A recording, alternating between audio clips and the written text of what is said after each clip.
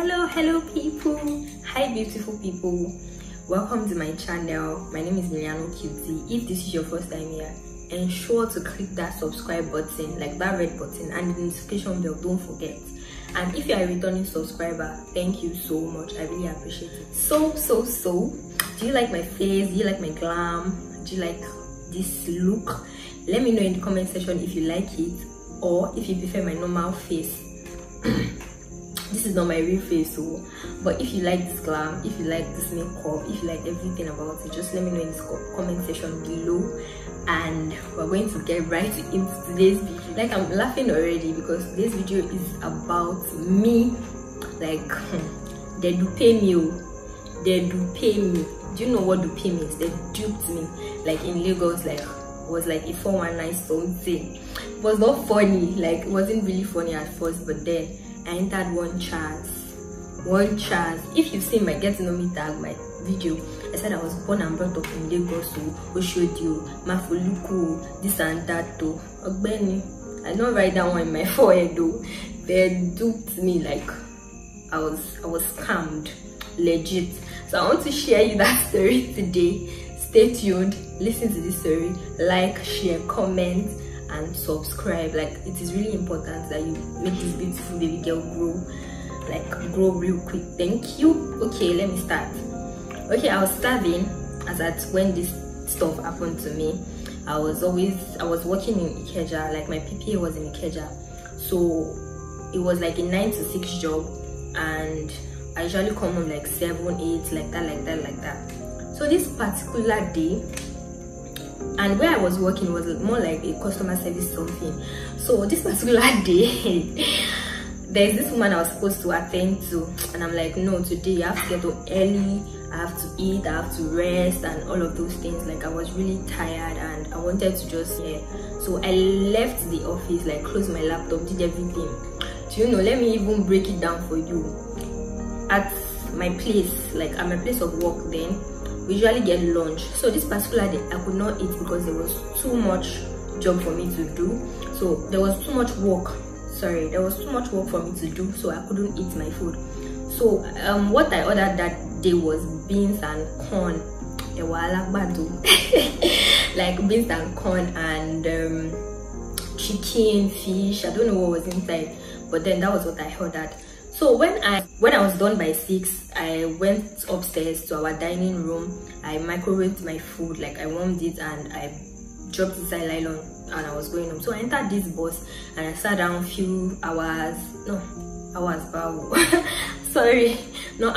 sat down for a few minutes and the bus got filled, so I was coming home. So when I got to my bus stop, so when I got to my bus stop now, I was really tired. This particular day, I don't know what was wrong. I was just really tired, like extremely tired. So when I got down, I had to, like, from my bus stop, I have to like trek like few minutes to where I was going to take bike to my house, to my estate. So as I was walking, there's this man that just like stepped on me. But normal me, I was just too tired to even say anything. So the man just said sorry, and I was like, it's fine, you know, that kind of thing. I was really tired to even respond. So there's this guy at my back. The guy just came, and the guy was like, sister, she in they beg you for money. That means that, is he begging me for money? And I'm like, no, he didn't beg me for money. So the guy was just saying sorry continuously. But me, I didn't know what he was up to, but in my mind I was like, it's fine, you can go. Then he turned back to me and told me, sister, that is in a hurry, that's why he stepped on me. I said, it's fine, you understand? I was still walking.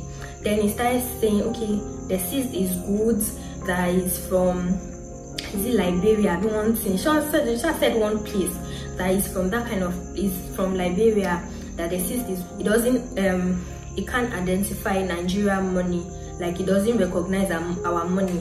And I'm like, wow. So from this, we started this conversation.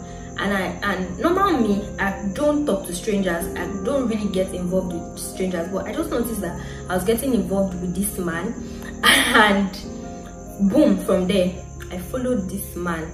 Like, he started telling me all of those things, money, he wants to collect it. Then he told me something, like if I count the money for him and I don't scam him, he brought goods and everything, that I'm going to get Brazilian hair and this latest new techno phone. Mama hear techno phone, my ear open. I hear Brazilian. I was like, it's time to pepper them. It's time to pepper them. I know that they want to pepper me. So that was what I said. I was like, it's time to pepper them. Everything. Lo and behold, I followed this guy, this man. The other guy that came from my back is an Igbo person. Then this guy was like, that guy now told me that, sister, these people, they rich, oh. Like, this kind of people, they're always rich. That if we help him, he'll give us share, he'll give us money, he'll give us everything. But after the whole thing, that was when I realized that that guy and this guy, I think they are like accomplices. Like, is this accomplice? I don't even know how to put it, like, they are partners. So I was like, okay, are you serious? Okay, let's go and check. I followed him. Normal me, I cannot follow on a normal day.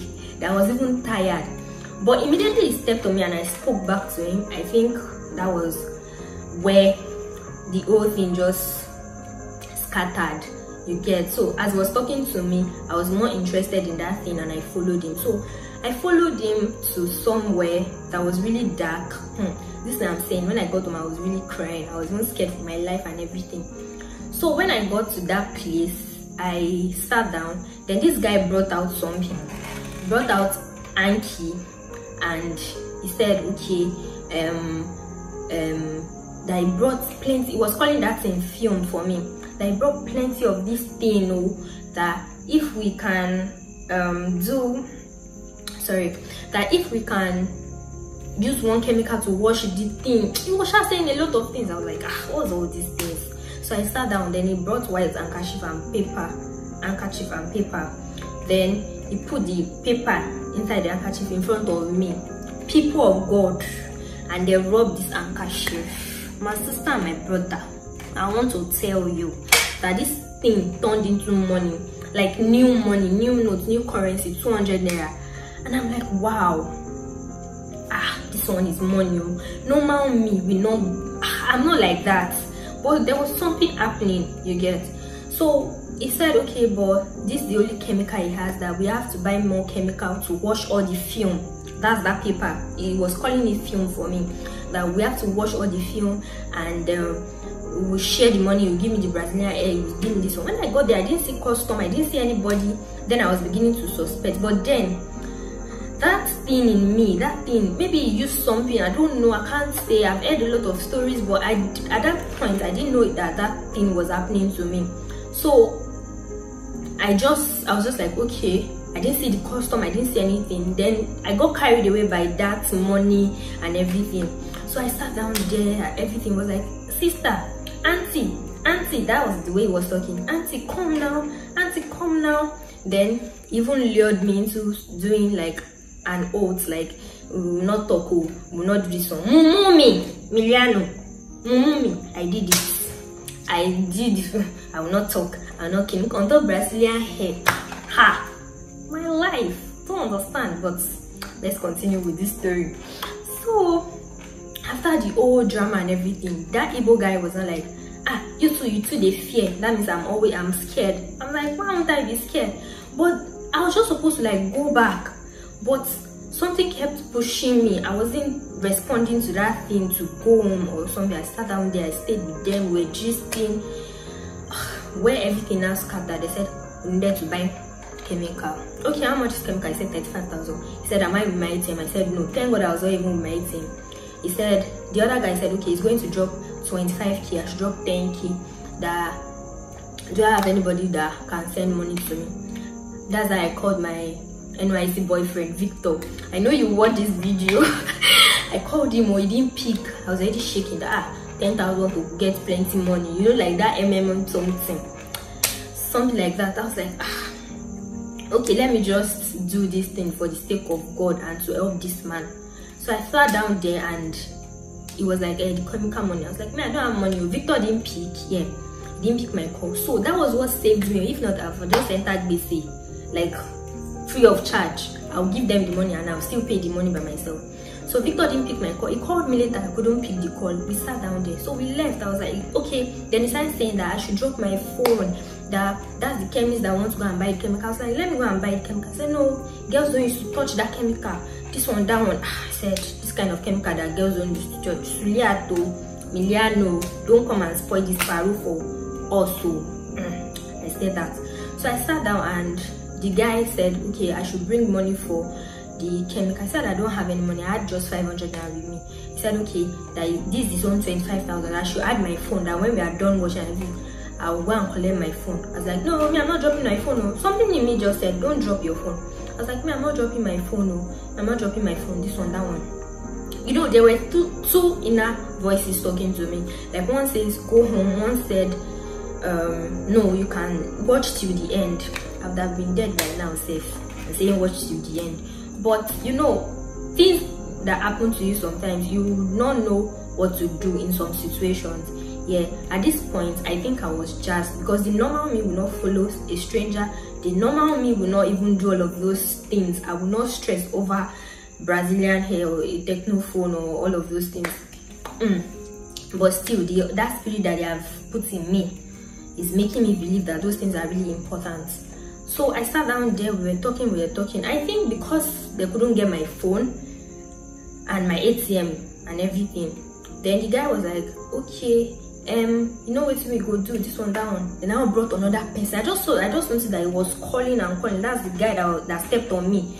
I just noticed that he was calling. So some other guy came, and that guy saw me and he was like, you're a copper. He started saying things that related to me. I was beginning to like get scared and everything. Then we sat down. We said that we are ready, because you know I said earlier that I swore oaths. Said because we've done that thing now, that some demons, some chemicals. I sat down to listen to all this story, my dear people. That some demons are already in my phone, my bag, my this one, my that one, everything. I was like, demons, bow. At this point, I was already getting scared, very scared. I wanted to leave.